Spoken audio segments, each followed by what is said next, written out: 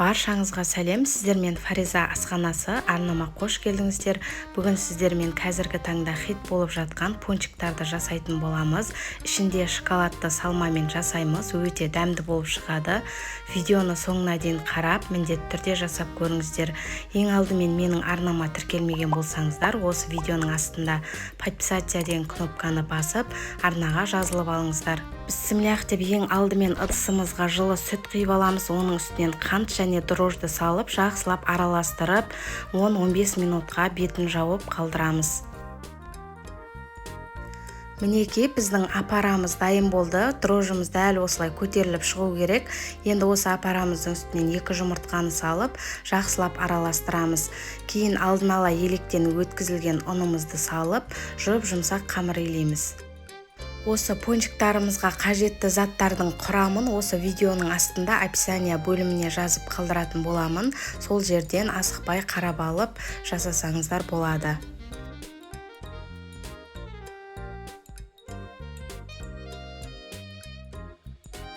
Мінекей біздің қамырымыз дәл осылай иленуге жақын қалғанда үстінен бөлме температурасында еріп тұрған сармайды салып, осы видеода көрсетілгендей етіп, жақсылап мұжып, майды қамырға сіңіріп, қамырды қайта илейтін боламыз. Мінекей біздің қамырымыз осындай қолға жабыспайтын эластичный қамыр шығады. Енді осы қамырымызды басқа ыдысқа салдым, мен жақсылап майлап алдым ыдысты. Сонан соң қамырымызды салып, бетін жылы орамалмен жауып, 1 сағатқа, 1,5 сағатқа көтерілуге қалдырамыз. Мінекей қамыр менде 1 сағаттың көлемінде тұрды. Көріп тұрғандарыңыздай қамыр өте жақсы көтерілген. Енді осы көтерілген қамырымызды таразының көмегімен бөліктерге бөліп аламыз. Мен 75 граммнан бөліп алдым. Көз мөлшерімен бөлсеңіздер де болады.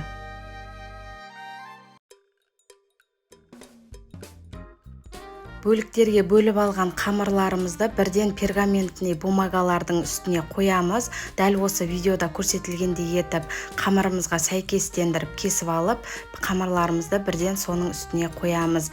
Өйткені қамырларымыз көтеріліп шыққанда оны қолмен ұстасақ қайтадан пәсейіп кетеді. Сондықтан да оны қозғамайтындай етіп қағаздардың үстіне орналастырамыз. Мінекей қамырларымыздың барлығын бөліктерге бөліп дайындап алдық. Енді осы қамырларды қозғалмайтындай етіп, бір ыдыстың үстіне теріп аламыз да, оның үстін жауып, 1 сағатқа, 1,5 сағатқа көтерілуге тағы да демалдырып қоямыз. Мінекей қамырларымыз менде жылы жерде 1 сағаттың көлемінде тұрды. Көріп тұрғандарыңыздай қамыр өте жақсы көтерілген. Енді осы қамырларымызды өте жай отта қызып тұрған майға салып пісіретін боламыз. Майды міндетті түрде жай отта қыздырыңыздар. Өйткені майымыз қатты қызып кетсе, пончиктарымыздың сырты пісіп, іші піспей қалады. Сондықтан да жай отта асықпай пісіріңіздер. Көріп тұрғандарыңыздай пончиктарымыздың екінші беті кішкене қызара бастады. Осылай кішкене пісіп бастағанда астындағы бумагалары өзі түсіп қалады. Сосын майдың ішінен алып тастай берсеңіздер болады.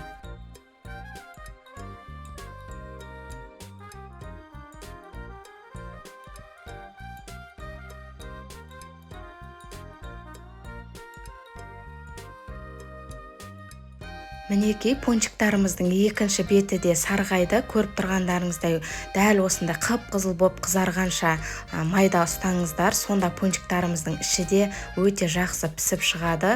Осы майдан алған пончиктарымызды бірден қағаз майлықтың үстіне қоюға кеңес беремін. Өйткені қағаз майлық пончиктардың сыртындағы артық майларды өзіне сорып алады. Қалған пончиктарымыздың барлығын дәл осы тәсілмен пісіріп аламыз. Достар, менің арнамдағы видео рецепттерді 80-90% адамдар тіркелмей қарайды екен. Сондықтан да бірінші арнаға тіркеліп алуға кеңес беремін.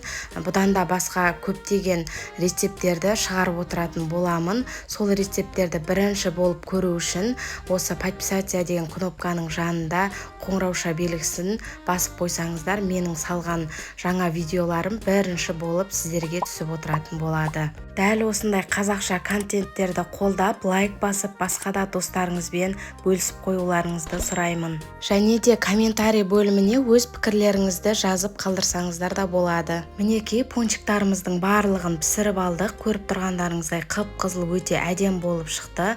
Мақтаға ұқсайтындай жұп-жұмсақ болып шығады. Ол үшін міндетті түрде қамырларыңызды асықпай демалдырыңыздар. Сонда дәл осындай үлпілдек жұп-жұмсақ болып шығады.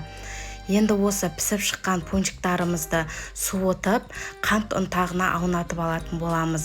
Қалауларыңыз бойынша қант ұнтағына құрғақ сүт қоссаңыздар болады. Менде құрғақ сүт болған жоқ, сондықтан да қант ұнтағының өзіне аунатып алдым. Дәл осы видеода көрсетілгендей етіп, толықтай барлық жеріне тигізіп, жақсылап аунатып аламыз.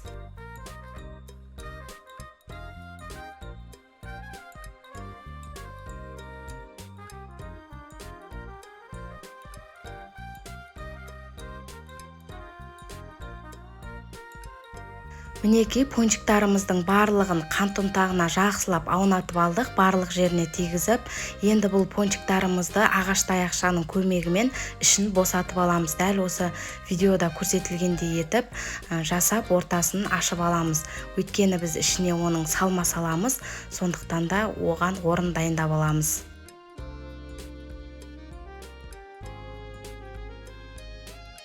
Пончиктарымыздың барлығының ортасын тесіп дайындап алдық. Енді оның ішіне мен қолдан жасалған шоколадты паста салатын боламын.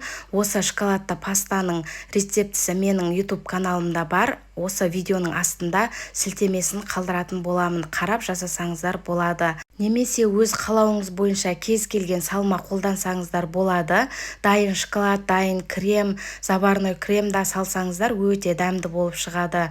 Осымен біздің шоколадты пончиктарымыз дайын болды. Өте дәмді болып шығады. Міндетті түрде жасап көруге кеңес беремін. Бір жасағаннан ойыңыздағыдай шығатынына 100% сенімдімін. Және де дүкендерге тапсырыс алып жасасаңыздар да бір жасағаннан ойыңыздағыдай шығатын рецепттердің бірі. Көріп тұрғандарыңыздай мақтадай өте жұп-жұмсақ болып шығады. Әсіресе балаларыңызға жасап берсеңіздер бір отырғанда бітіріп жеп қоятыны сөзсіз. Сіздермен болған Фариза. Егер де менің видео рецептім ұнаған болса, лайк басып, басқа да достарыңызбен бөлісіп қоюды ұмытпаңыз.